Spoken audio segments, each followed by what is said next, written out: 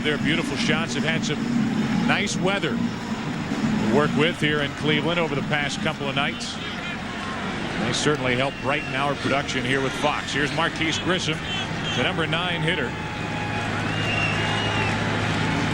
Got the leadoff hit in the 9th inning last night and scored the winning run. Really gives Mike Hargrove another leadoff hitter at the bottom of the order, even though there's one out in the inning right now with Marquise Grissom's speed. Bip Roberts and Omar Vizquel following him in the lineup. It really gives Mike Hargrove a lot of options if Marquise Grissom can reach base. Like that. Second hit for the Indians. It belongs to Grissom.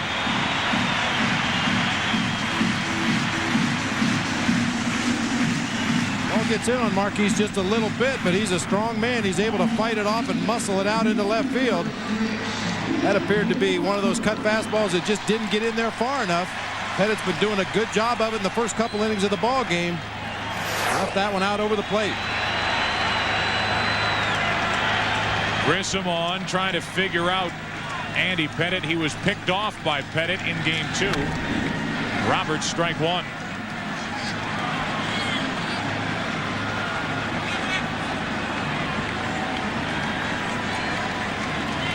Roberts singled, was bunted down to second back in the first, but stranded after ground ball outs hit by Ramirez and Williams. 1 on, 1 out.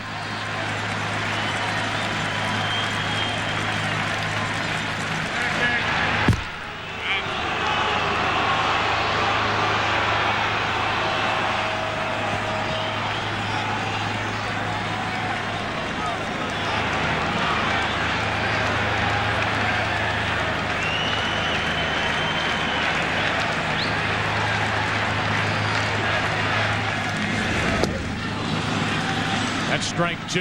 Manager Joe Torre of the Yankees on Andy Pettitte's pickoff move. Andy Pettitte really neutralizes a lot of distractions that go on when against you, because he gets men on first base and they're very leery. They've heard about him. If they haven't heard about him, they see for themselves that he has a power pickoff. I mean, he can get you even if you're looking right at him. That really accomplishes a lot defensively. Grissom still at first base. Potential for a ground ball double play right here. Andy Pettitte leads the majors in double play grounders this year with 36. Roberts set up at 0-2. Into center field for a hit. Grissom slips at second, but able to get back 2 on, 1 out. And Bob, your point in game 2, that base runners are so tentative at first base that most guys who would normally go to third on base hits stop at second. And that's exactly what happened when Marquise Grissom took the turn but opted to come back. He couldn't get a jump at first. So many times the runner's leaning back to first base when the ball is put into play.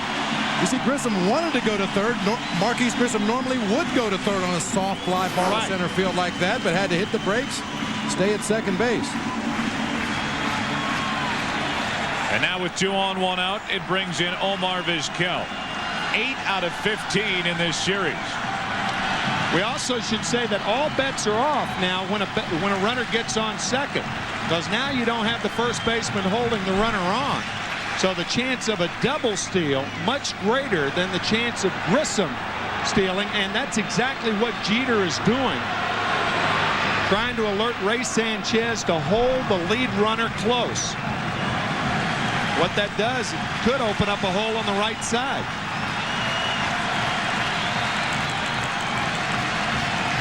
Two on, 1 out for Vizquel.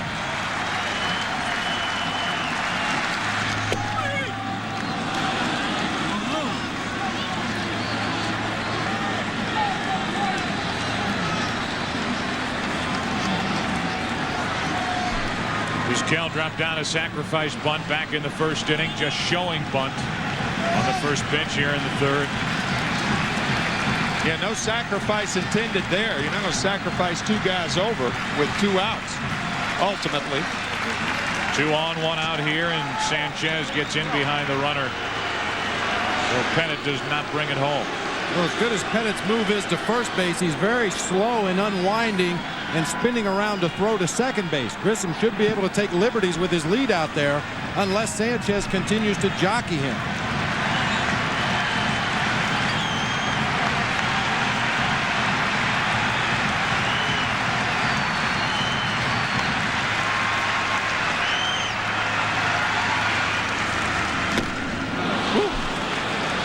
Ball jumped in on Vizquel in a hurry, and Omar did not get much of a cut. 0-2. Didn't want to, but did. And with 2 on, 1 out, Andy Pettitte has Vizquel set up at no balls, 2 strikes.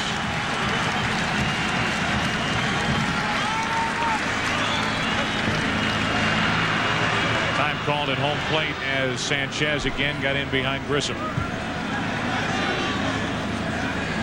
See, the reason it's Sanchez's responsibility is Derek Jeter on the left side has got to respect Omar Vizquel's ability to pull the ball. That's why it's up to the second baseman now to hold the runner close.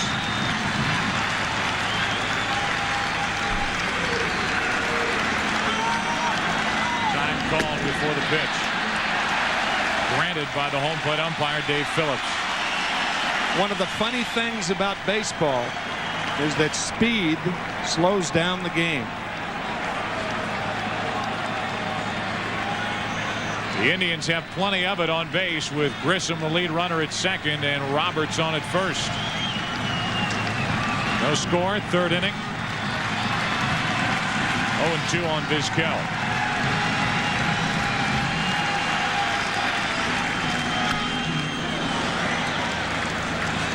And Andy Pettitte goes right back out there again. He got Vizquel to check swing on a pitch up, out over the plate, out of the strike zone. He goes right back to that same location again.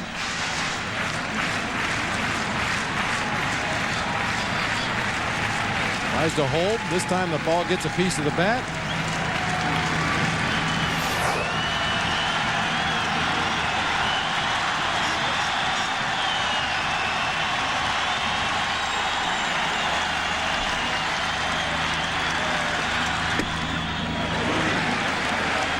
You can see the fake break by Marquise Grissom at second base, and what that does, it puts a lot of pressure on the trail runner, because the trail runner a lot of times will take the bait and go 2 or 3 steps. You see Grissom going. That meant Pep Roberts had to follow suit. Sometimes he gets hung up because he's too far out. Now the 1-2 to Vizquel.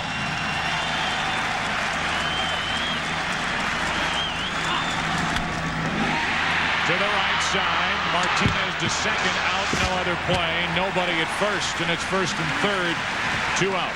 The Yankees were very, very lucky then. Sanchez comes over to cover second base. Pettitte came home. That opened up the whole right side of the infield. Fortunately for the Yankees, the ball was hit to Martinez because there was nobody in the vacated second base position. Here it is right here. Pettitte throwing. Look at Sanchez. He's over near second base. Big hole on the right side. Fortunately, Martinez plugged it. Also, Andy Pettitte found himself a spectator in the middle of the infield. Right. Any ball hit to the right side, it's the pitcher's responsibility to get over to first base. I don't think they would have been able to turn the double play, but at least there would have been somebody there in case the runner fell down running to first base. Right. Pettitte caught himself watching the ball game that time. Now with 1st and 3rd, 2 out. Struggling Manny Ramirez digs in. 0 for 1 tonight, 2 out of 18 in this series with only 1 RBI. Vizquel on the move as Ramirez fouls away strike 1. Huge jump then. Mike Hargrove telling us before game 2 that the Cleveland Indians had something off of Andy Pettitte. He wouldn't tell us what, of course. We assume that it's something in the hands. We asked Mike again tonight, do you still have that edge against Pettitte? He said, nope, he's changed. Now Mel Stottlemyre will come out to talk. I think what they want to do here is talk to Joe Girardi more than to Pettitte. In case Vizquel goes, what are you going to do with the ball? I don't think they'll throw through There are 2 outs. Ramirez is the batter. Ramirez has been struggling. I think if he does run, they won't throw through. We'll see. Well, there's several options for a catcher. They could throw through to second base. They could have a cut play at second base where one of the middle infielders will step in front of the bag, cut the ball off, relay it back to home. They could throw directly to third base, try to pick off Marquise Grissom. They could fake a throw and hopefully get Grissom coming down the line. A lot of different possibilities. Manny Ramirez trying to bust out of this slump. Career 400-plus hitter against Pettit. Grissom, the lead runner at third.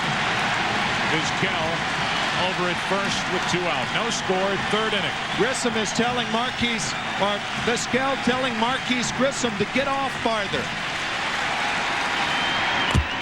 Grissom expanding his hands like an accordion, telling Grissom, get off farther.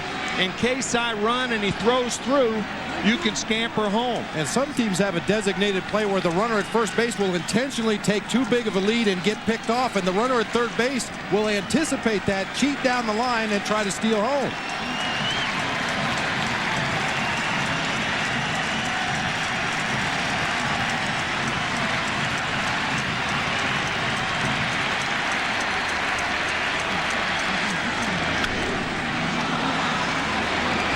Behind the plate and out of play for strike 2.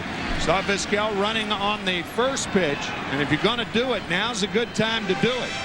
The run again. 0-2, 2 outs, struggling hitter at the plate. Possibly try to steal a run.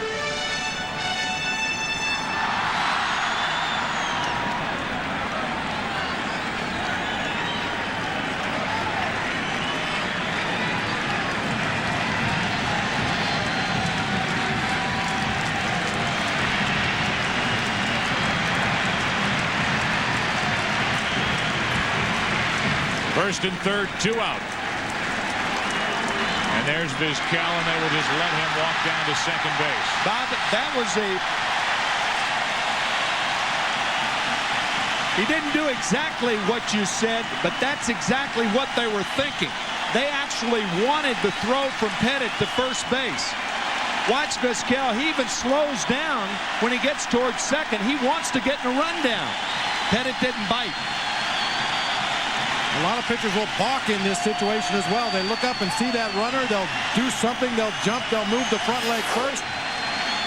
Any way to get a run home. Try to steal a run. Now second and third, 2 out. Into center. Williams back over his head. And the Indians take a 2-0 lead.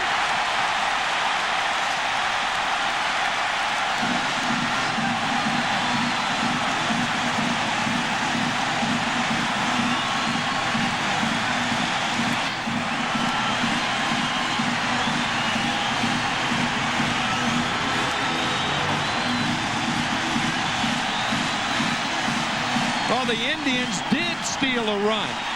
Vizquel went to second, uncontested, and now scores the second run on this huge hit by Manny Ramirez over the head of Bernie Williams.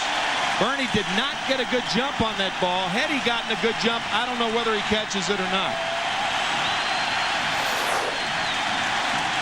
2-0 Cleveland in the third. Now Ramirez at second, 2 out for Matt Williams.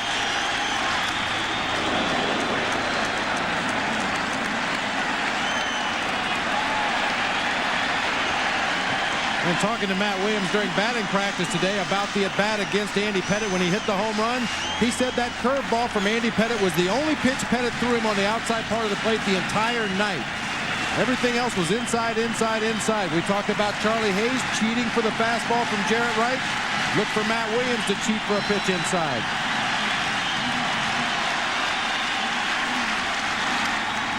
That was inside, fouled away for strike 2. All 3 pitches tonight have been inside on Matt Williams. Real good low ball hitter, middle zone in. Right there is the best hot spot for Matt Williams. The book on him is to try to get him to chase breaking balls out of the zone. Not as easy for Andy Pettit to do, being a left-handed pitcher.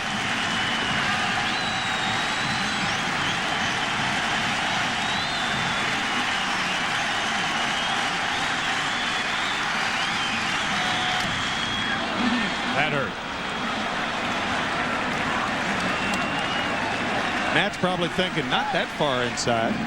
Off the instep of his left foot. Look at Girardi. It's right off the heel or the instep of the left foot of Matt Williams.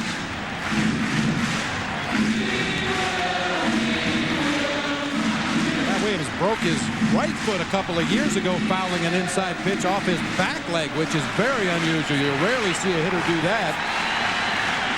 Very common to foul it off that front leg, especially those big power hitters.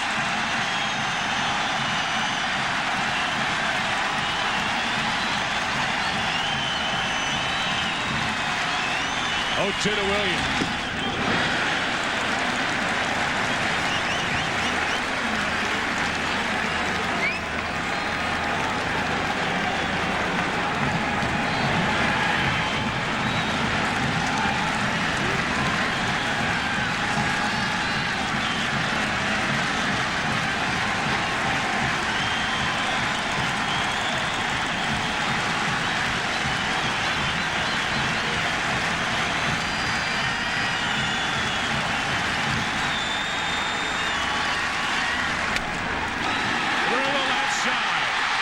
Ramirez makes it 3-0 Cleveland.